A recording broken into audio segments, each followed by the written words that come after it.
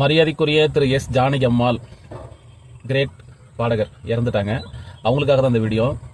So அவங்க அவங்களுடைய முதல் பாடலிருந்து இப்போ வரைக்கும் அவங்கள ரசிக்காத ரசிகர்களே கிடையாது. இது என்ன காரணம், ஒவ்வொரு ஸ்டேஜுக்கும் உள்ள யூத்துங்க தான் சினிமாவை ரசிப்பாங்கன்னு சொல்லுவாங்க. இந்த அம்மாவுடைய குரல் வளத்தை அப்போ உள்ள 16 வயதிலை படத்தில் உள்ளவங்களும் ரசிச்சாங்க. இப்போ லேட்டஸ்டா உள்ளவங்க இவங்களை பத்தி ரசிக்கிறாங்க. ஏன்னா இவங்களுடைய குரல் அந்த அளவுக்கு ஒரு இனிமையான, அந்த பாடலோடையும் அந்த கதையோடையும் அந்த பாட்டோடையும் அந்த குரல் அப்படியே ஒரு மேட்ச் ஆயிடும்.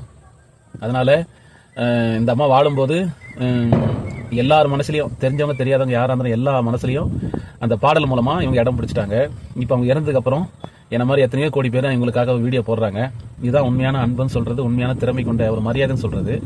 ஸோ என்னதான் நம்ம வாழும்போது கோடி கோடியா சொத்து வச்சிருந்தாலும் நம்ம மேல போனதுக்கு அப்புறம் கீழே 4 பேர் நம்மளை பத்தி பேசணும்னா எல்லாருக்கிட்டையும் வாழ்ற வரைக்கும் அன்பா, அரவணைப்பா, பாசமா பழகுங்க, பாசமா பேசுங்க. ரொம்ப வேண்டாம், உங்களை தெரிஞ்சவங்க கூட வேண்டாம், உங்க கூட இருக்கிறவங்க கிட்ட அன்பா இருங்க, அதுவே போதும். வண்டியானா சரி, மனுஷனாலும் சரி, அதிகமா வேகம் ஆபத்தை உண்டாக்கும், மிதமான வேகம் லைஃப் லாங் வரும்.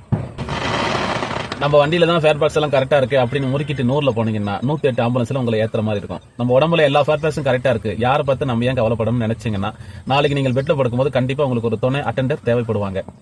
அந்த அட்டெண்டர் உங்க கூட வரணும்னா அந்த அட்டெண்டர் யாருங்கிறத நீங்க முடிவு பண்ணுவோம், அவங்களே முடிவு பண்ணுவாங்க. அந்த அளவுக்கு நம்ம அன்பா பேசினாலும் பழகினாலும் ஆட்டோமேட்டிக்கா வந்துருவாங்க.